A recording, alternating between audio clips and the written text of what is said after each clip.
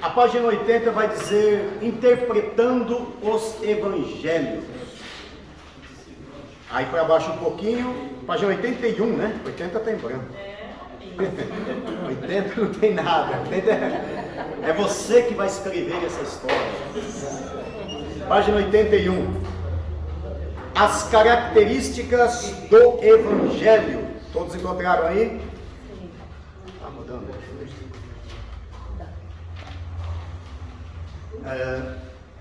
Página 80, as características do evangelho. Bom, vai aí na página 82, na terceira linha aí, ó. Vamos começar de cima aí. Embora as ordens dos livros do Novo Testamento não estejam de acordo com a ordem cronológica, lógico, porque o primeiro evangelho a ser escrito foi o evangelho de Marcos, tá? E os outros foram escritos depois.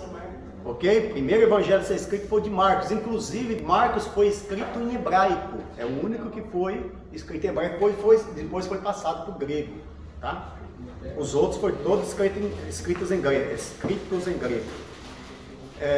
Não esteja em ordem cronológica, o evangelho de Mateus tem a principal característica de mostrar por meio da sua vida. Bom, vamos resumir, vamos fazer uma síntese daqui. Ele vai falar sobre os 4 evangelhos. O que está dizendo aí, ó, nesse resumo da página 82, 83, vamos fazer aqui um resumo, uma resenha, tá? O que ele está querendo dizer? Que o evangelho de Mateus, depois você lê isso, alguns já leram, né? Mas você vai ver que está escrito justamente isso aí, tá? Que o evangelho de Mateus, ele vai tratar do quê? O evangelho de Jesus Cristo como o Cristo, o Messias, o Rei, tá? Vai mostrar ele como o Rei. E você vai ver muito isso, ó, o reino de Deus, né? Vos é anunciado o reino de Deus está próximo. Eis que vos anuncio o reino, o evangelho do reino, sempre falando do reino, do reino, do rei. Por que isso? Porque Mateus, ele estava sendo direcionado a um público. E qual era o público de Mateus? Para quem ele estava escrevendo? Judeus. Para os judeus, tá?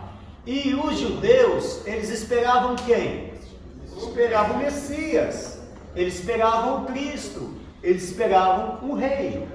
Então Mateus está frisando que o rei que eles esperavam era quem? Era Jesus. Esse é o rei que vocês esperavam. Arrependei-vos, João Batista já vem dizendo, arrependei-vos porque é chegado o reino de Deus. E Jesus vai falando, eu vos anuncio o evangelho do reino. Aí Jesus vai dizendo, isso tudo você vai ver frisando no evangelho de Mateus. Não procureis o reino de Deus, ei-lo aqui, ei-lo ali, o reino está dentro de vós. Mas agora, aí você vai para o evangelho de Marcos. No evangelho de Marcos você não vai ver muito falando sobre o reino. E por quê? É simples. E ele é apresentado no evangelho de Marcos como servo sofredor, né? É aquele que não vive para servir, não serve para viver. E vai mostrar um monte de textos Jesus sendo um servo. Mas por que isso? Porque ele estava escrevendo para um outro público. E que público era esse? Romanos. Você chegar para o romano e falar que Jesus é rei? Peraí, rei? Rei é César. Rei é Pilatos. Rei é Herodes. Não, ele é o servo. Ele veio para servir. Então, como ele escrevia, mas ele estava dizendo que apesar de ser servo, ele era Deus. Ele era Jesus. Só que ele é apresentado como fazendo os milagres e tudo mais, mas como um servo. Agora, Lucas vem mostrando o evangelho do homem perfeito. Para quem que Lucas escreveu? Gregos. Quem eram os gregos, irmãos? Os gregos eram os filósofos. Lembra dos filósofos da Grécia? Da onde, Marineia, veio os grandes filósofos? Qual o nome dos grandes filósofos da Grécia? Fala aí. Aristóteles, Sócrates, Platão, né? E um monte deles aí. Então, o que acontece? O evangelho de Lucas é o evangelho mais polido. Ele era médico. Você pode observar, quem conhece um pouco de grego sabe disso, que o evangelho de João contém erros. O Apocalipse, então, nem se fala, é como se nós fomos, nós invertemos, joguemos, não ganhamos nem perdemos, empatemos. Isso é mais ou menos o evangelho de João e Apocalipse. Quem conhece o grego fala, meu Deus, quanto erro de leitura. É um grego simples, é um grego, sabe como é chamado esse tipo de grego? É só uma expressão, tá? Uma força de expressão, porco, um grego porco, é um grego cheio de erros de português, vamos dizer assim, erros de gramática, tá? Agora, de Lucas, você observou que Lucas é rico em detalhes? Ele era historiador. Ele tinha formação acadêmica e ele estava falando para filósofos. Então, os filósofos falavam sobre perfeição, falavam sobre Zeus, falavam sobre Atenas, falavam sobre os grandes deuses da mitologia. Então, ele apresenta Jesus como o homem perfeito, porque a filosofia buscava justamente a perfeição, o homem perfeito. Então, ele vai apresentar o evangelho do homem perfeito. Agora em João, os judeus, ele vai falar também para os judeus, e os judeus, muitos até hoje não acreditam que Jesus é o Filho de Deus. O último evangelho a ser escrito é o de João, certo? Desses evangelhos. E foi um dos últimos, inclusive um dos últimos evangelhos a ser escrito. Tá? Então, o que acontece? Aí muitos judeus não acreditaram que Jesus era o Cristo, que Jesus era o Filho de Deus. E João começa já o versículo 1 dizendo o quê? No princípio era o Verbo, e o Verbo era Deus, e o Verbo estava com Deus. E um pouquinho mais para baixo, no versículo 2, e nós vimos a sua glória como unigênito do Pai, como Deus, como Filho de Deus. E você vai ver em toda a Bíblia, em todo o Evangelho, ele apresentando Jesus como sendo Filho de Deus, tá? Então, interpretando aí os Evangelhos, que é a parte que nós estamos vendo, você pode observar que ele vai explicar isso aí no texto, olha lá. Aí, tudo isso que eu falei está aqui na página 82 e na página, quando ele vai, uma das frases fortes que João destaca quando ele fala sou Filho de Deus, está aí, ó. Na página 83, na primeira linha. Segunda linha, eu sou. Né? Isso é uma expressão usada só por Abraão. Tá? Eu sou. Tá? Aí as figuras de linguagem do Evangelho. Os Evangelhos também têm muitas figuras de linguagem. Baixa um pouquinho aí e vai dizer. Um exemplo, na página 83, figuras de linguagem dos Evangelhos. Um exemplo, um pouquinho mais para baixo diz, um exemplo de figuras de linguagem está em Mateus, capítulo 5, versículo 29 e 30. Portanto, se o teu olho direito te escandalizar, isso é uma figura de linguagem, tá, irmão? Mas antigamente você acredita que tem gente que acreditava mesmo que se o teu olho escandalizar, tinha que furar ele, tinha que cortar a mão. Alguns chegaram a dizer isso, que o certo era cortar a mão, mas eu não vi nenhum coragem de cortar a mão. Então, que na verdade, se fosse assim, já pensou se nós levássemos isso ao pé da letra? Ó, se o teu olho direito escandalizar, arranca ele fora. Se a tua mão direita escandalizar, hein, doutor? Decepa. Tá todo mundo andando de cotoco aí, assim, sem perna, sem braço, olho cego, sem língua. Sim ou não? Sim. Sim ou não? Sim. Então, um dia, pastor Severino Pedro, na cultura dos... Por isso que alguns até acreditam, porque na cultura dos árabes e também do Antigo Testamento, e os árabes fazem isso até hoje, se alguém roubar, você vai lá e corta a mão dele fora. Nos árabes é assim, até hoje. Se você fez alguma coisa, que seu olho olhou para onde via, fez fura o olho. Aí ele foi entrevistado e falou assim, ó, pastor Severino Pedro, o certo não é a pessoa roubou, é cortar a mão dele? Ele falou, não, porque a pessoa não rouba com a mão, ele rouba com o coração. Você pode cortar a mão, ele rouba com o cotoco da mão. Você cortar o braço, ele rouba com o outro braço, com o pé, mas ele vai continuar roubando. Porque o problema está no coração. Então, um exemplo de figura de linguagem está em Mateus 5, 29 a 30. Portanto, se o teu olho direito te escandalizar, arranca e tira para longe de ti. Pois é melhor que se perca um dos teus membros do que com todo o seu corpo ser lançado no inferno. E se a tua mão direita escandalizar, corta e atira para longe de ti. Porque é melhor que com um dos teus membros se perca, ou que com todo o corpo inteiro seja lançado no inferno. Todos nós sabemos que essas palavras não podem ser tomadas literalmente. Jesus fazia um uso dessa linguagem figurada, a fim de ensinar que os seus seguidores a tirar das suas vidas aquilo que induzia ao pecado. Tá? Como dizer assim, ovelhas no meio de lobos. Ele está usando uma metáfora para poder ensinar. O caso do jovem rico, vai nas narrativas do Evangelho, página 85. Aí apresenta o exemplo do jovem rico nas narrativas do Evangelho.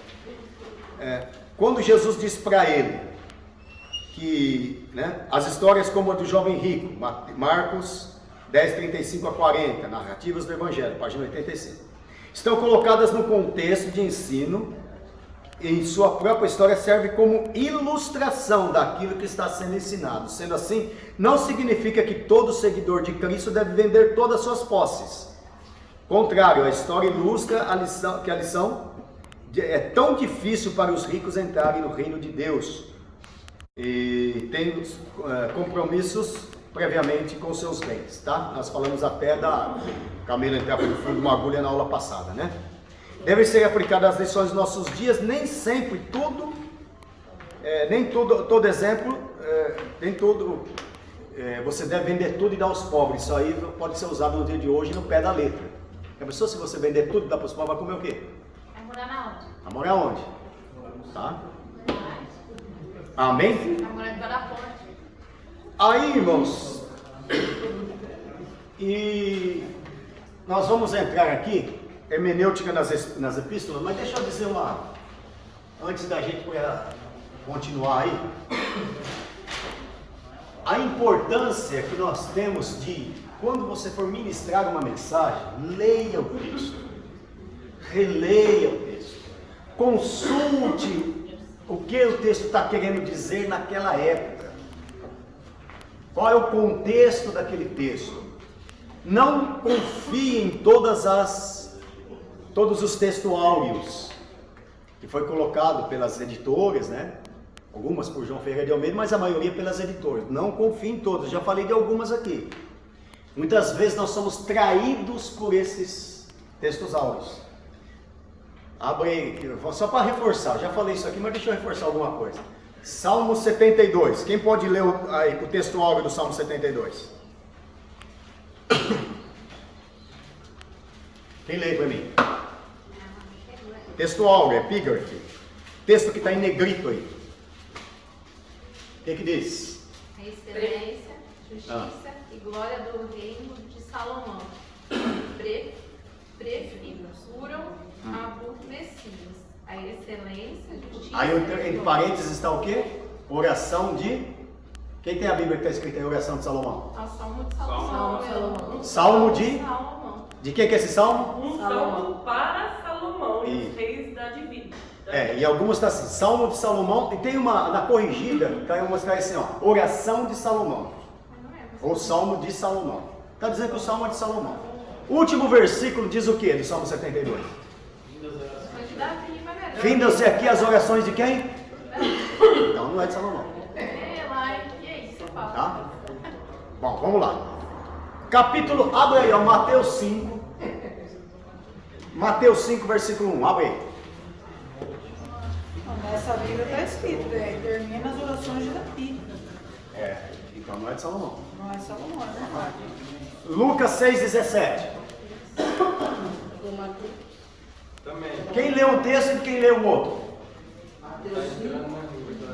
Versículo 1, Mateus 5, versículo 1. Quem pode ler? Jesus, vendo a multidão, subiu. Não, textual. O sermão da montanha. Peraí, sermão da onde? Da montanha. Sermão da montanha. Tá. Deixa aberto aí. Deixa aberto. Aí no Lucas 6, versículo 17 diz o quê? Qual o textual? Sermão da montanha. Sermão da montanha também. Eram 2 sermões ou é o mesmo sermão? Hã? Mesmo. Mesmo, tanto é que as palavras são as mesmas, né? Bem-aventurados que choram, porque eles serão consolados. 2 é Sermão da Montanha. Agora vamos ver como que começa o versículo 17. Vê aí.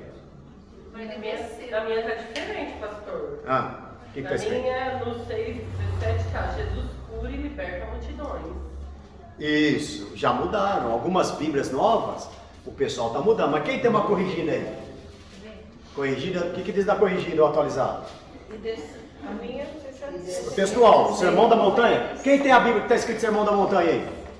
Olha lá, 1, 2, 3, 4. A senhora também? Está Sermão da Montanha. Tá. Então é Sermão da Montanha nos dois, ok? Vamos lá, textual. Agora vamos ver o que diz no capítulo 6, versículo 17. E descendo com eles para Ó, um lugar plano. não é uma montanha? Sim. Sermão da? Era pra ser. E descendo, eles parou em um lugar? Plano. Então não é uma montanha. Então não estava em cima, estava Desceu. plano. Vocês que moram no sítio. Se eu descer e pregar num lugar plano, eu estou numa montanha? Não, não estava plano. Então não é uma montanha. E agora, como explicar isso? A pessoa não Se alguém fizer essa pergunta para você, sai dessa agora e operário de Jeová. sai dessa Com a Bíblia certa tá. Hã? Com a Bíblia certa tá, porque aqui tá no 20, capítulo 6, versículo 20, faz, bem-aventurando. Vamos lá. E é fácil de explicar isso aqui. Tá. Vamos explicar para o povo entender. Esse caso aqui, o textual não está errado. Não está errado. Esse textual está certo. Mas Jesus não desceu e pregou num lugar plano? Sim. O que na verdade acontece? Por isso que nós vamos estudar teologia sistemática, evangelhos sinópticos. Sinóticos. O que é isso? A gente vai entender. Jesus sobe no monte, tá? Vamos lá, vamos entender. Jesus sobe no monte, isso está em Mateus 6,12. Quem abre Mateus 6,12?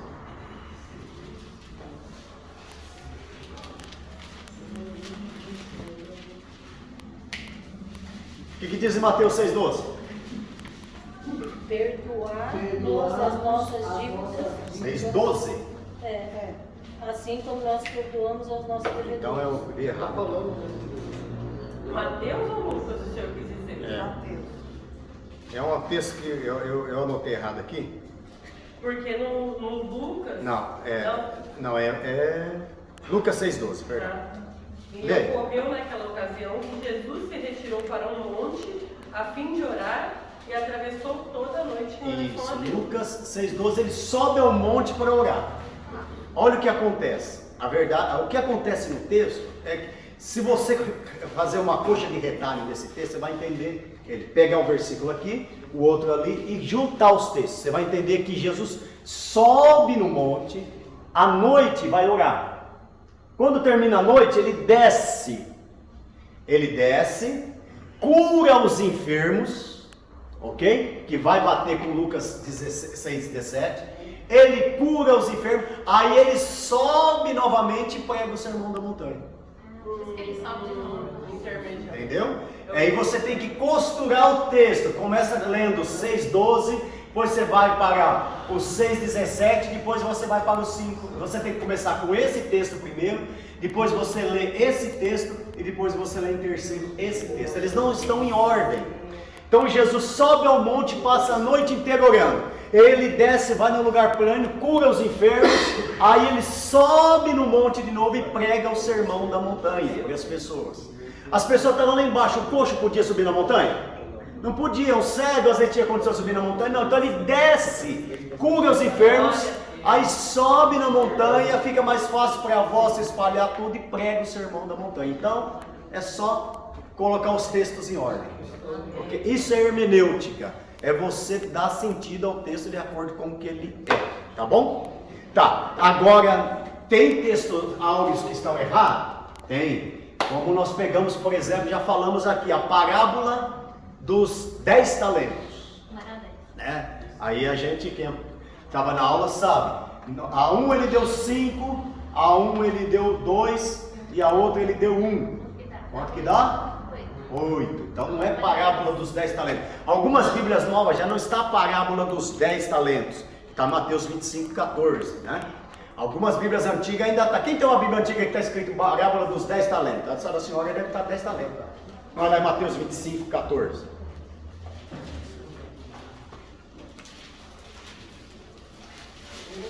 Quem tem uma Bíblia que está escrito uma parábola dos 10 talentos? 25? É. O sermão profético continua parábola Das 10 minas ou 10 talentos. A senhora está 10 talentos? A pastora está 10 talentos. A minha que a católica tá parábola dos talentos. Parábola dos talentos. Ah, pastor, faz essa Bíblia aqui, pastor. 500 das Ó, virgens. uma das Bíblias mais fiéis ao original é essa Bíblia aqui, ó. Os 10 talentos. A Bíblia de Jerusalém, tá? Essa Bíblia, na língua portuguesa, é a Bíblia mais fiel ao original. Tanto é que ela vai dizer que parábola dos talentos, não está dos 10 talentos. Essa Bíblia não tem uma Bíblia mais fiel ao original do que essa. É uma Bíblia católica, inclusive você vai encontrar aqui o livro de Macabeus, Judite, Sabedoria. Hã?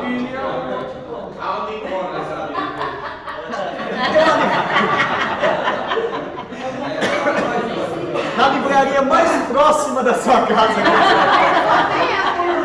Dos irmãos de Santa Rita também, da livraria mais próxima. Você vai encontrar assim. Não foi nem R$100. Ela tem, inclusive, vai falar aqui de adoração a Maria e tudo mais. Mas os estudos dela são excelentes. E em termos de fidelidade ao original, essa é a Bíblia TEB. E lembra que eu falei na aula passada dos textos? Nós vamos falar ainda um pouquinho mais desses, que os textos estão colocados, não estão. Lembra que nós falamos que quem vê a aula passada entende, né? Aquilo que eu estava falando. Hebreus 12 começa dizendo assim: portanto, é uma continuação do capítulo 11. Nessa Bíblia aqui, ela não começa no capítulo, não começa com portanto, vocês que estão rodeados. Não, ela vai começar lá atrás, é onde começa o texto. Ela está separada por textos, não está separada por capítulos, porque a separação que foi feita dos capítulos e versículos, nossa, na versão João Ferreira de Almeida, é uma furada, entendeu? Está muito fora dos contextos, tá? Separaram ali, fizeram uma separação que foi importante, né, para a gente achar, mas não está coerente com os textos, tá bom? Está bem fora de coerência dos textos. NVI, né? Ok? Depois dessa é NVI? Essa aqui? Depois dessa seria NVI? É para entender, mas fiel, para entender sim, mas fiel ao original não. Tá? A NVI é uma das melhores Bíblias hoje para você entender o texto, irmãos. Não com fidelidade ao original, tá? Mas para entender não tem melhor que a NVI. Ok? Bom, vamos lá. Quer ver um outro exemplo? Por exemplo, a parábola do filho pródigo foi colocado pelo autor, pelo quem fez a Bíblia ali. Mas você poderia, não ficaria até mais bonito a parábola do pai amoroso? A parábola dos dois irmãos, né? Porque ali a gente cita muito o filho pródigo. E o outro irmão? Se for ver, o outro irmão era muito diferente do filho pródigo, o outro irmão? Não era. Tanto é que ele acusou o irmão, né? A gente até hoje acredita na calúnia que ele fez, porque quando fala assim que o filho pródigo gastou com as meretrizes, né? Mas é o irmão dele que fala. A Bíblia não diz, quem diz é o irmão. Cuidado com o irmão. Oi? Não era crente não, crente não faz isso. O que? Crente não faz isso. O irmão estava na casa do pai, né? Mas um se perdeu fora da casa, na verdade o outro estava perdido dentro da casa. Não, ele era crente. Era crente, é judeu, né? É judeu. Aí fala, veio esse teu filho, não falou nem meu irmão, né? Esse teu filho aí, ó. Porque quando a pessoa é boa, a gente fala, o que ele é seu? Ah, ele é meu tio. Agora, quando você não gosta, fala, ele é irmão do meu pai. Assim, é irmão do meu pai. Ah, esse teu filho aí, ó, esse teu filho gastou tudo com as meretrizes. Aí o povo vai pregar e falar, ó, e a Bíblia diz que ele gastou com as meretrizes. Não, a Bíblia não diz, quem falou foi o irmão. Mas a Bíblia não diz que ele gastou. Pode ter gastado? Pode, mas a gente... Sabe qual é o problema nosso? A gente põe coisa no texto que não existe no texto. Por não ler o texto. Hermenêutica, por não ler. A gente lê por cima e sai falando, não lê nas entrelinhas. Quer que eu dou um exemplo? Quer ver um exemplo que hoje você vai pensar 2 vezes antes de falar? O que diz aí? Abra em João, capítulo 5, versículo 1. Qual é o textual?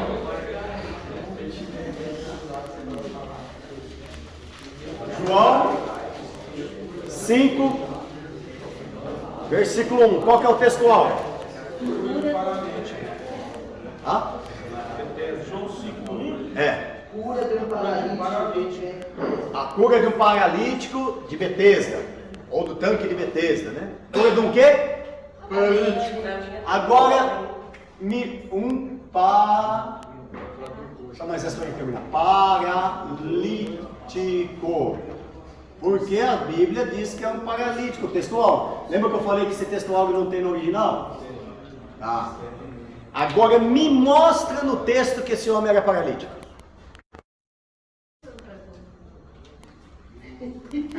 E pra ti, né? Isso? Então me mostra. Uai, tá. Pega a tua cama e anda. Então, ele pode ser que ele era paralítico, porque mandou ele pegar a cama e anda. Mas ele não podia ser cego também?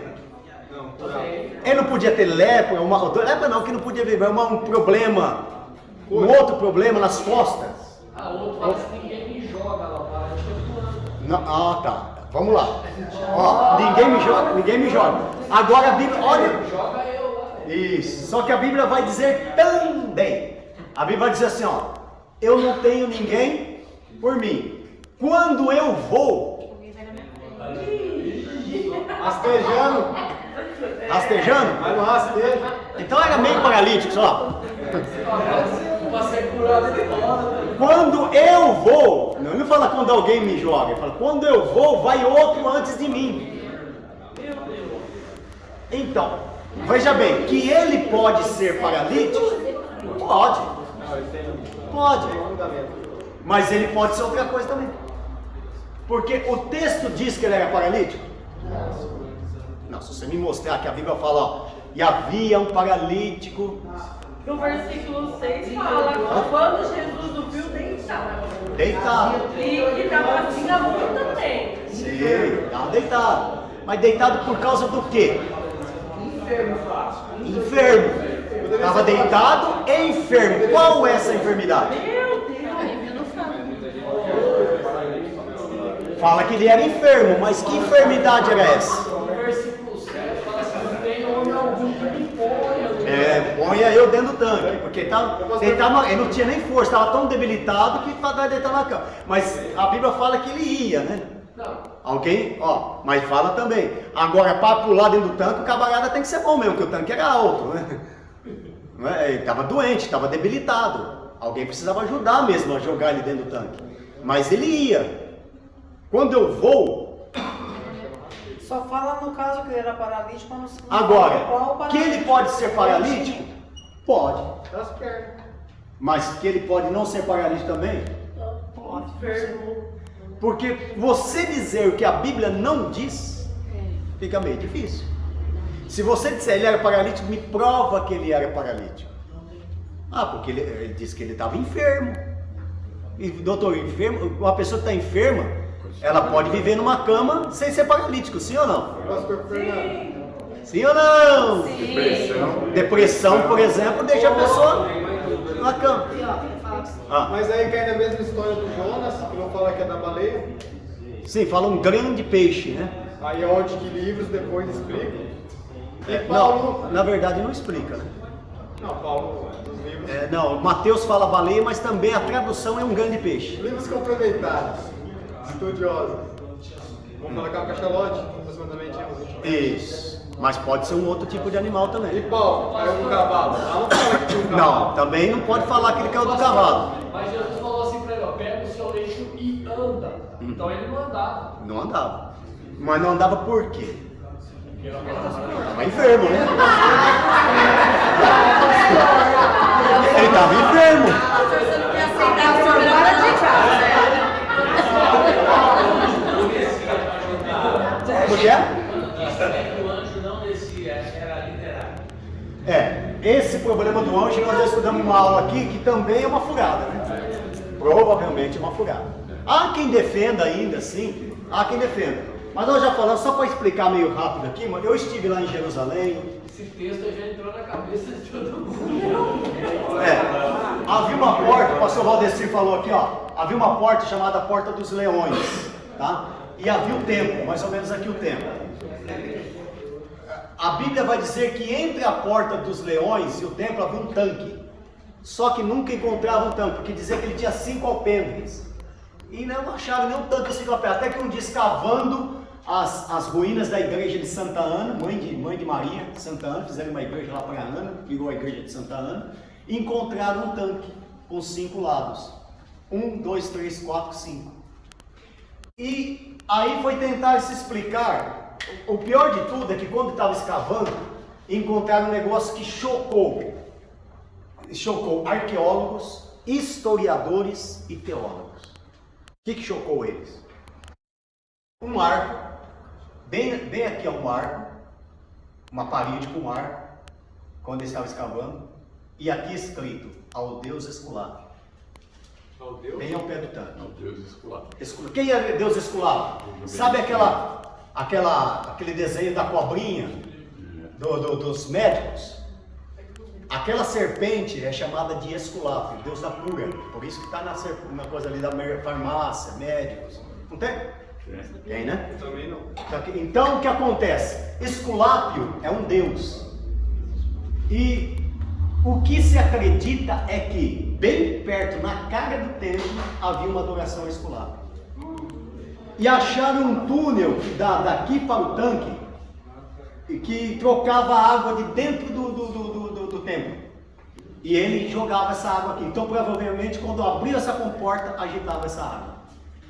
Houve algum caso, algum historiador citou de alguma cura desse tanque?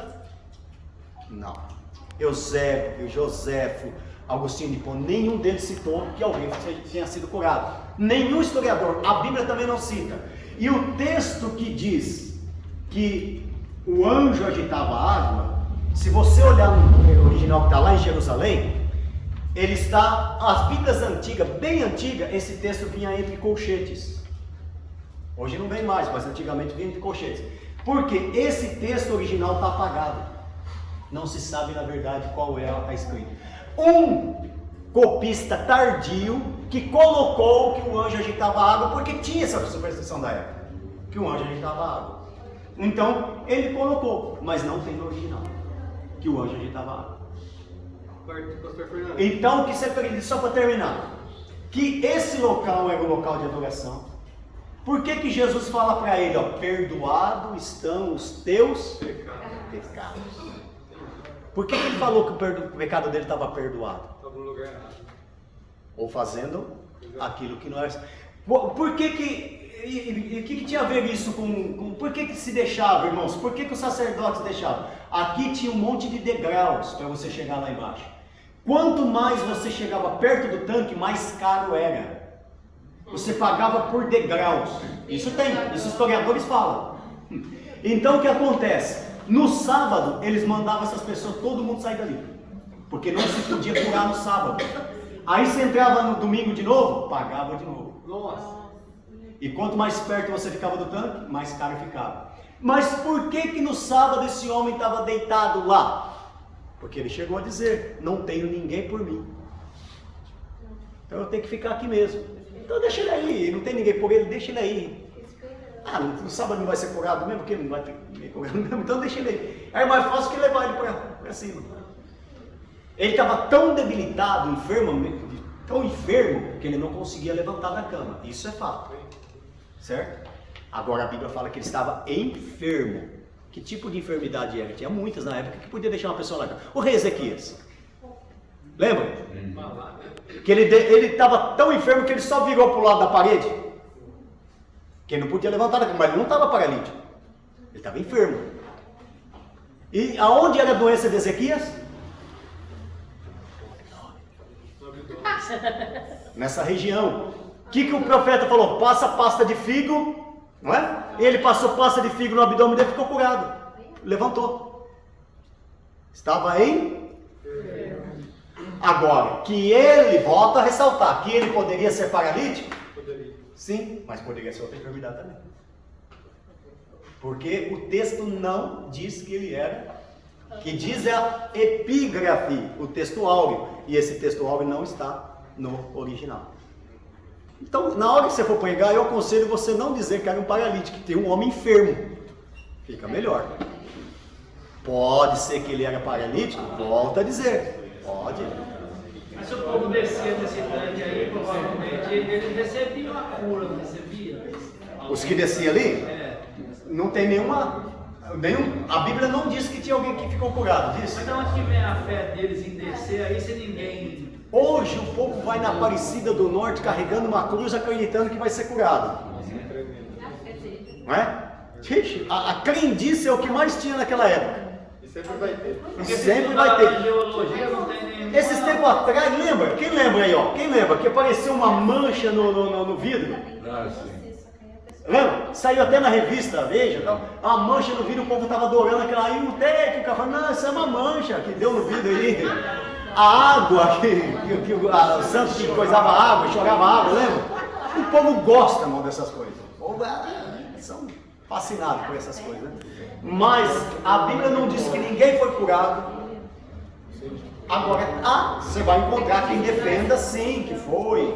Não tem nenhuma ligação de anjo com cura também. Não tem nenhum texto. Você conhece alguém? O nome de alguém que foi curado nesse tanque? Quem pode me apresentar o nome aí? Ninguém vai apresentar. Como é que uma pessoa é curada e ninguém lembra dele mais? A Bíblia faz questão de citar nomes de pessoas que foram curadas, né? Não é? Até se fosse curado de forma errada, a Bíblia ia citar. É os erros a Bíblia cita. Aquele cego lá que Jesus manda. Não é? Certo? Alguma questão, alguma pergunta, alguma... Eu tenho mais coisa aqui para falar, mas não vai dar tempo, porque o nosso tempo acabou. Tem muita coisa para a gente falar ainda. Eles são o que O homem era paralítico ou não? Pode ser que sim, pode ser que não. Pode ser que sim, pode ser que não. Certo? Pode ser que era. Eu vou falar que ele não era? Agora, eu vou falar que era se a Bíblia não diz que ele era. Uma coisa eu te garanto, ele era um homem enfermo. E estava naquela cama ali, como Ezequias estava há muito tempo, e tantos outros estavam na cama há muito tempo, e não podia se levantar. Pastor, quem agitava a água? Era o anjo celestial ou era o seu irmão? Então, o que se acredita hoje, né? Como não tem nenhum indício que a Bíblia, como esse texto estava apagado e a Bíblia não diz que o anjo agitava a água, isso foi colocado por um copista tardio que ouviu falar. O que se acredita é que essa água era a água que era soltada da comporta do templo, que acharam esse túnel e que movimentava essa água aqui. Pastor Fernando. De vez em quando eles soltavam essa água para trocar a água do templo e era jogada ali. Para que servia esse tanque? A pessoa entrava aqui pela porta dos leões, ele tomava um banho, existe até hoje banho ritual em Jerusalém, tá? Existem muitos. A pessoa tomava um banho e ia para o templo. Ele vinha tudo empoeirado. E perto do templo tinha alguns outros tanques de banhos rituais. Dentro da casa do sacerdote acharam, você sabe que acharam a casa de Anás, né? Não sei se foi de Anás ou Caifás, lá em Jerusalém. Encontraram descrições, inclusive. E lá dentro tinha um local de banho ritual, onde o sacerdote tomava banho antes de ir para o templo. Era um costume de se tomar banho, tá? Banho chamado banho ritual. Antes dele ir adorar a Deus, para ele limpo o templo. Você não toma banho para a igreja? Uma coisa, mais ou menos por aí. Não troca de roupa, fica cheirosinho, põe a melhor roupa, né? Sim ou não? Alguma pergunta? Alguma pergunta?